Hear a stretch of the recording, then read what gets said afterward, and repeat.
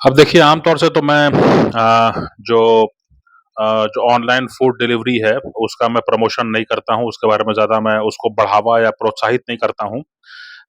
लेकिन अभी जो है एक जानकारी मुझे लगी और मुझे ऐसा लगता है कि उसके बारे में बात की जानी चाहिए।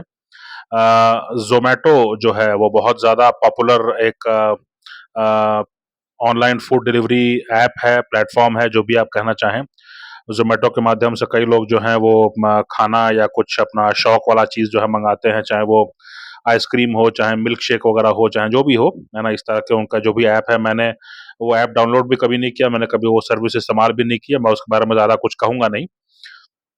लेकिन जो एक अच्छा उन्होंने पहल की है, उसके बारे में ज़रूर बात करना चाहूँगा। उन्होंने जो है अभी हाल में एक फूड रेस्क्यू एक उन्होंने शुरू किया है। फूड रेस्क्यू एक फीचर शुरू किया है, एक नया प्रावधान है।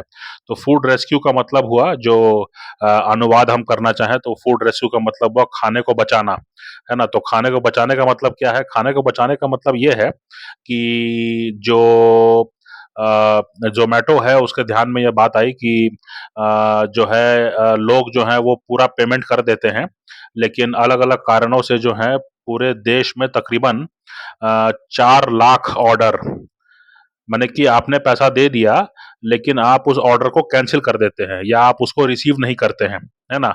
अब इसके पीछे कोई भी कारण हो सकता है कि आप उस समय घर में ना हो सकता है कि आपका मन हट गया हो सकता है कि कोई और कारण हो। अब लोगों के अलग-अलग कारण होते हैं, लेकिन ये कि लोग जो हैं पेमेंट कर देते हैं ऑनलाइन और तकरीबन हर महीने 4 लाख ऑर्डर जो हैं वो कैंसल होते हैं। तो इस तरह से जो है जो खाना पैक होके आया है और ज़ाहिर-सी बात है कि बनाने वाले ने अपना कुछ प्रेफ़रेंस बताया होगा कि हाँ, मेरे इस खाने में जो है ये ज़्यादा होना चाहिए, ये कम होना चाहिए, ऐसा भी हो सकता है। तो वो खाना पैक होकर के जो है वो उस घर तक पहुँच तो गया, लेकिन अब उसको रिसीव करने वाला कोई नहीं है तो खाना बर्बाद नहीं होना चाहिए क्योंकि खाना का बर्बादी जो है ये बहुत बड़ा अपराध है। हमारे सनातन संस्कृति में भी इसको बड़ा अपराध माना जाता है, इसको अच्छा नहीं माना जाता है ना? मतलब जो रंगोली पहले बनाई जाती थी आम तौर से वो भी चावल के आटे से बनाई जाती थी। उसके पीछे कॉन्सेप्ट ये था कि चावल के आटे से आप बनाएँगे तो जो चिड़िया वगैरह है वो खा लेगी उसको और रंगोली बन भी जाएगी। आपका जो आर्ट है, आपका जो क्रिएटिव जो इंस्टिंक्ट है वो भी पूरा हो जाएगा। घर के बाहर साज-सज्जा भी हो जाएगी और जो चिड़िया-उड़िया है उनका चिड़िया, चींटी वगैरह जो भी है, वो चावल का आटा खा करके जो है तृप्त हो जाएँगे और आपको उनका आशीर्वाद मिलेगा। इस तरह से जीवन भर पुण्य करना आपको सिखाया जाता था। खैर वो सब जाने दीजिए अभी उसका विषय अभी नहीं है।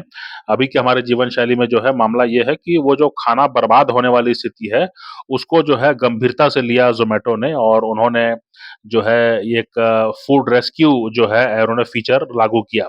इसमें होगा ये कि अगर जो है वो खाना जो है वो कहीं पहुँचाना है, तो उसको पहुँचाने के बाद में अगर वो ऑर्डर कैंसल होता है, तो वो ऑर्डर जो है वो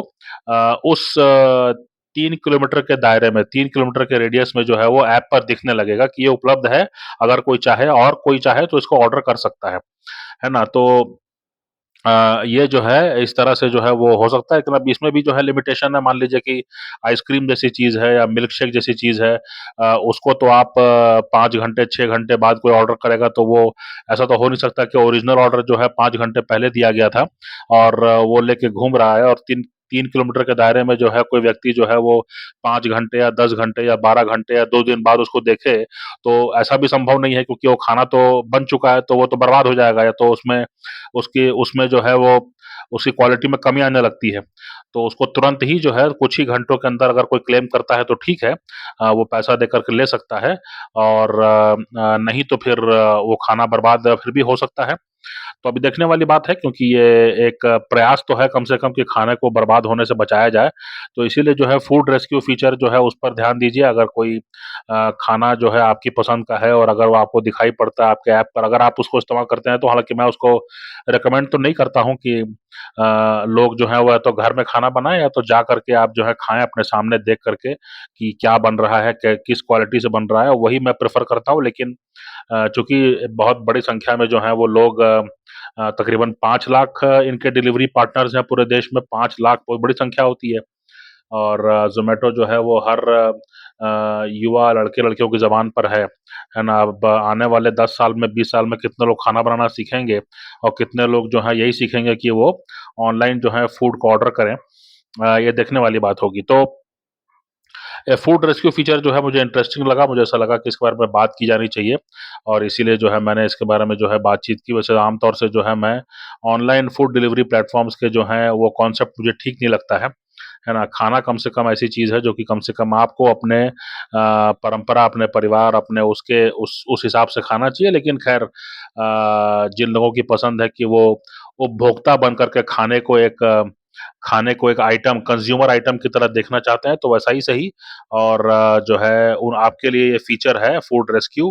तो अगली बार कोई आपके आस-पास कोई ऑर्डर करे और वो कैंसल कर दे, है ना? तो आप उसको क्लेम कर सकते हैं, तो क्लेम ज़रूर कीजिए, खाने को बचाइए, क्वालिटी में कोई कॉम्प्रोमाइज़ मत कीजिए। और ये भी कहा जा रहा है कि जो जो डिलीवरी पार्टनर है उसको भी जो है पूरा भुगतान किया जाएगा और जिस जहाँ से वो खाना आया है, अगर दूसरा कोई ऑर्डर करता है तो उसका भी कुछ हिस्सा जो है, चूँकि वो पेमेंट तो करेगा ही, तो उसका भी कुछ हिस्सा जो है वो जो रेस्टोरेंट या होटल वाले के पास जाएगा। तो फूड रेस्क्यू फीचर जो है वो काफ़ी एक सराहनीय है। हालाँकि उसमें भी जो है कई ऐसे आइटम हो सकते हैं जो कि रेस्क्यू ना किए जा सकें क्योंकि क्योंकि कुछ ही समय के बाद जो है उनमें खराबी आने लगती है, अगर वो तुरंत ना खाए गए तो। तो देखिए कैसा क्या होता है ना?